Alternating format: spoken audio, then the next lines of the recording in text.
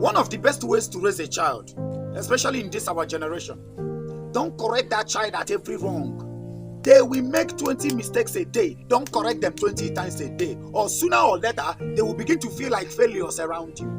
I'm a parent too. But don't correct those annoying set of human beings at every point of mistake. Spanking a child is good, but don't let it be a habit. Or soon enough, that child will take that beating as training. You will get used to it. Once your child gets used to your spanking, your beating, you will be like someone beating a dead horse. Number 2, don't always praise that child. Don't be like, hey, oh my God, you're so sweet, you're perfect, you did it well, it's correct. Don't let your child be a validation seeker. Ask that child how she feels about her work, how she feels about her performance. Let them have that feeling of, I did it. Let that child seek that validation internally. I did it because I love doing it. It's better than, wow, I did it because my dad likes it, my mom loves it. No, I don't need your compliments to know I'm doing well. These are some of the qualities a parent should inculcate into the child at an early stage. Don't let your child only seek validation from external sources. Let them find that validation internally too. It's important. My mom will not allow her female children to put on trousers. They know born you well, may you wear trousers for my mama house. You can't do it as a woman. As a woman, you can't. So what my sisters do, when they entered university, anytime they are to come home, they usually come back home dressing exactly the way my mom likes it, the way my parents approve it. But when they go back to school, they dress the way they want to dress. To my mom, she felt that my children are doing well, they are dressing well.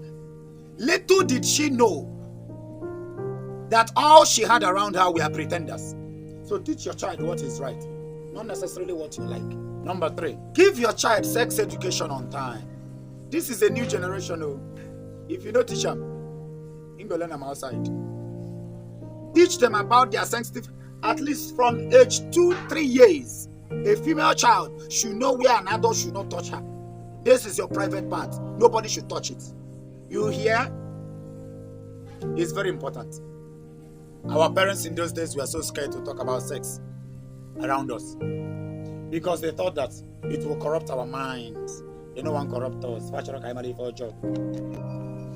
the sad truth is that we learned those in Hojo outside. Even learned some sex styles that they didn't know, Our moms could swear, considering the way she raised us, she could swear that we were still virgins when we already had exes. Why? They were too scared to teach us about sex on time. They were too scared to teach us bad things. Oh boy, you see this world there. Teach your children both. Let them make their choices. Tell them the consequences of this and tell them the benefits of this. Simple. If you try to hide it from them, their peers, their classmates, we teach them in a more effective way, in a more practical terms, but with action. You don't understand? Number 4, I don't mean to offend anybody here, but I've experienced it. To be a successful parent in this generation, you need God. To combat societal influence on your children, to combat environmental influence, you will not always be around to monitor your children's movement, to boast that, yes, I am a successful parent. You need God. You need a bit of spirituality. It is not always a function of how disciplined you are or how you can discipline your child. It is not even a discipline of taking your children to church. You need prayers. You mustn't be a reverend father or a pastor or an evangelist or whatsoever, but a point comes in parenting when you need to go to their maker to fix certain things about them, especially a mother who does not know how to pray. It's not a real mother. I'm sorry. You giving birth to a child doesn't make you a mother. Getting pregnant doesn't make you a mother. What makes you a mother is raising a child successfully.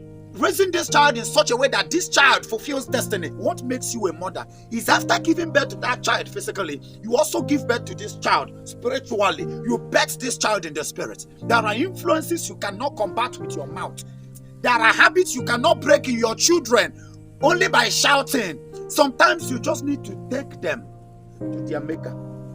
You are their father, you are their mother, or you are not their maker. Let me stop here. Let me save the rest for the next video. If you're not following me, we might never meet again. But if you're following me, you are growing every day. Parenting is challenging. The truth of the matter remains that nobody can ever graduate as a parent. You keep on parenting and parenting until even your children become parents. See you in the next video. Thank you for watching, and God bless you. I am Tumodal, and I'm only here to share with you.